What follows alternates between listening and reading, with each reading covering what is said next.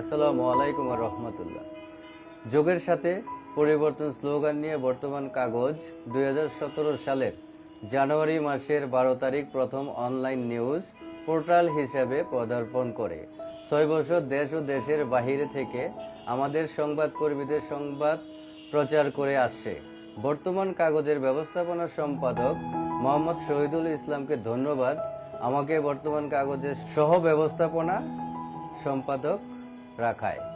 এই বছর 2024 সালের মধ্যে বর্তমান কাগজের প্রত্যেকটি জেলা উপজেলায় প্রতিনিধি বাড়ানো হচ্ছে।